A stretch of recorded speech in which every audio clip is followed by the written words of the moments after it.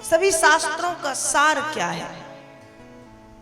तो सभी शास्त्रों का सार कलयुग में यदि देखा जाए तो कलौ केशव कीर्तना, केवल और केवल कृष्ण का कीर्तन मात्र। तीसरा प्रश्न, भगवान इस पृथ्वी पर अवतार क्यों लेते हैं?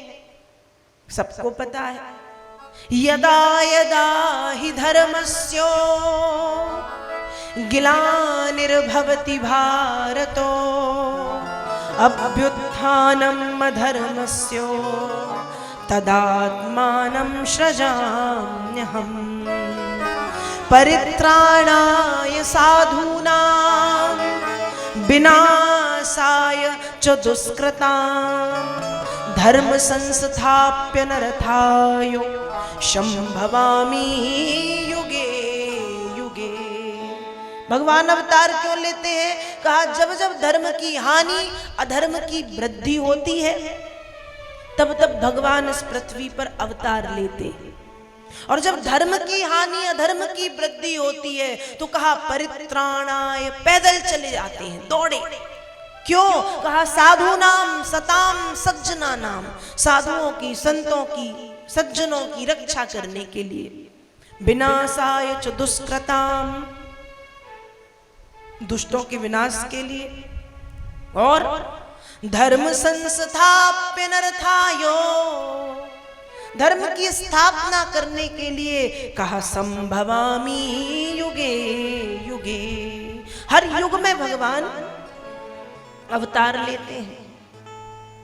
तो तीसरा प्रश्न कि अवतार क्यों लेते हैं। चौथा प्रश्न, इस पृथ्वी पर भगवान के कितने अवतार हुए?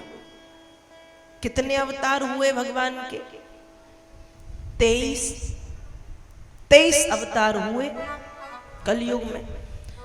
23 अवतारों की कथा का वर्णन प्रथम स्कंद में ही आता है कि भगवान ने 23 अवतार लिए हैं, जिसमें से पहला अवतार सनत कुमार आदि ऋषियों के रूप में, दूसरा अवतार भगवान ने लिया सूकर बराह के रूप में, तीसरा अवतार देवर्षि नारद के रूप में, चौथा अवतार नर नारायण के रूप में, पांचवा अवतार भगवान कपिल के रूप में, छठवां अवतार भगवान दत्तात्रेय के रूप में, सातवां यज्ञ पुरुष, आठवां ऋषभदेव, नौवां पृथु, 10वां मत्स्य, 11वां कच्छप, 12वां धन्वंतरी, 13वां मोहिनी, 14वां नरसिंह, 15वां वामन, 16वां परशुराम, 17वां पाराशर व्यास, 18वां राम, 19वां बलराम, 20वां कृष्ण, 21वां हंस, 22वां हयग्रीव, 23वां बुद्ध। ये 23 अवतार भगवान के हो चुके हैं, ये 23। और कहा कि 24वां अवतार जब घोर कलयुग आएगा तो भगवान का कल्कि के नाम से होगा। तो भगवान के कितने अवतार? तो वेद व्यास जी ने एक में तो लिख दिया कि 23 अवतार हुए हैं, 24वां अवतार कल्कि नाम से होगा। और दूसरी तरफ वही व्यास जी लिखते हैं अवताराय संख्येया हरेर सत्व निधेर द्विजा यथा विदहसिना कुल्या सरसास्यु सहस्रसा। कहा भगवान के अवतार गिनती से नहीं होते। अब बताओ, अभी 2 मिनट पहले, 1 मिनट पहले आपने सुना कि वेद व्यास जी ने लिखा कि भगवान के 23 अवतार हुए, 24वां कल्कि नाम से होगा। गिनती बता दी। और बिल्कुल थोड़ी ही देर बाद लिखते हैं कि भगवान के अवतारों की गिनती नहीं है। अवताराय संख्येया, असंख्य अवतार, गिनती से नहीं लेते। तो ये 2 प्रकार की बातें एक ही जगह पे क्यों? तो कहा कि भगवान के जो 23 अवतार हुए हैं, वो 23 अवतार किसी कार्य को, किसी विशेष कार्य को, किसी उद्देश्य को पूर्ण करने के लिए हुए हैं 23। और 24वां जो होगा। लेकिन जो लिखा गया कि भगवान तो असंख्य अवतार लेते हैं, तो बिल्कुल लेते हैं। जैसे एक छोटे से तालाब से भी नदी निकल जाती है, एक छोटे से नाले से भी, एक छोटे से कुंड से नदी निकल जाती है। अब नर्मदा मैया अमरकंटक के एक छोटे से कुंड से ही तो निकली, और एक छोटे से तालाब से जिस प्रकार से एक विशाल नदी का उद्गम हो जाता है, वैसे ही सत्यनिधि भगवान भक्तों के कल्याण के लिए कोई गिनती से अवतार नहीं लेते। भगवान इस संसार में असंख्य अवतार लिया करते हैं। जैसे जब भगवान ने द्रौपदी की लाज बचाई, वस्त्रावतार धारण किया। जब भरी सभा में द्रौपदी को निर्वस्त्र किया जा रहा था, जब भरी सभा में द्रौपदी को निर्वस्त्र किया जा रहा था, जब एक तरफ कौरव और एक तरफ पांडव बैठे थे, जब दुर्योधन ने आदेश दिया दुशासन को कि द्रौपदी को लाओ, ला करके निर्वस्त्र करके मेरी जंघा पर बिठा दो, और दुशासन बाल पकड़ के घसीटता हुआ द्रौपदी को भरी सभा में लाया और द्रौपदी की साड़ी खींचता है।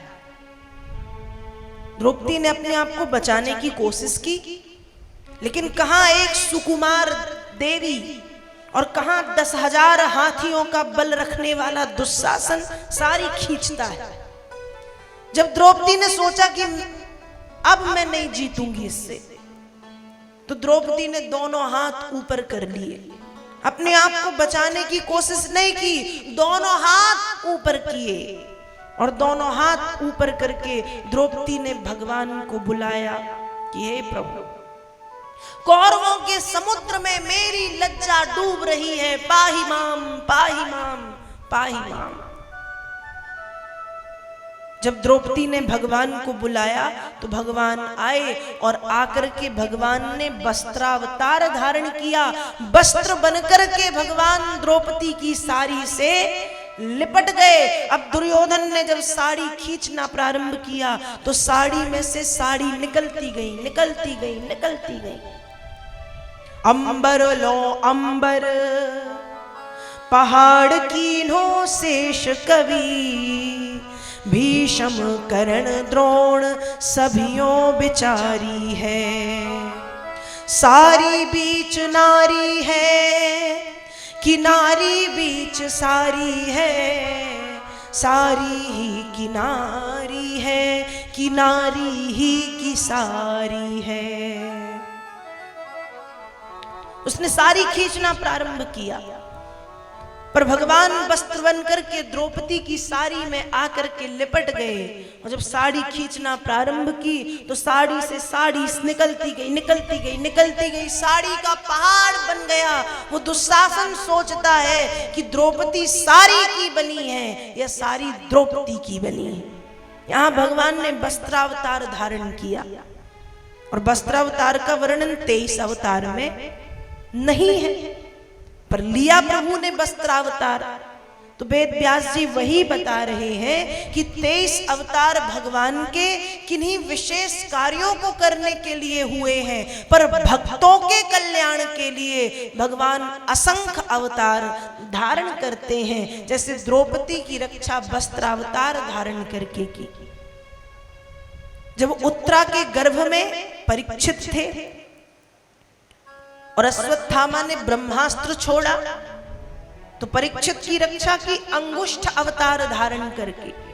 अंगुष्ठ अवतार का वर्णन भी 23 अवतार में नहीं है, पर अंगुष्ठ अवतार भी प्रभु ने धारण किया। तो वेद व्यास जी लिखते हैं कि भगवान के हुए तो 23 अवतार हैं, और 24वां कलयुग में, घोर कलयुग में कल्कि के नाम से होगा, लेकिन भक्तों के कल्याण के लिए जिस प्रकार से एक छोटे से सरोवर से सैकड़ों छोटी छोटी सी नदियां निकलती हैं, वैसे ही सत्यनिधि भगवान के असंख्य अवतार हुआ करते हैं। असंख्य अवतार हुआ करते हैं। 5वां प्रश्न किया कि जीवन का लक्ष्य क्या है, तो जीवन का लक्ष्य बड़ा सरल है, और यदि देखा जाए तो बड़ा कठिन है। तो जीवन का लक्ष्य हम इन 7 दिनों में अच्छी तरह से सुन लेंगे कि जीवन का लक्ष्य क्या है। और छठवां प्रश्न किया कि धर्म कम शरणम गतः, धर्म किसकी शरण में गया। तो भागवत के प्रथम स्कंद के प्रथम अध्याय में ये 6 प्रश्न किए हैं, इसलिए भागवत के प्रथम अध्याय को, प्रथम स्कंद को प्रश्न अध्याय कहा गया।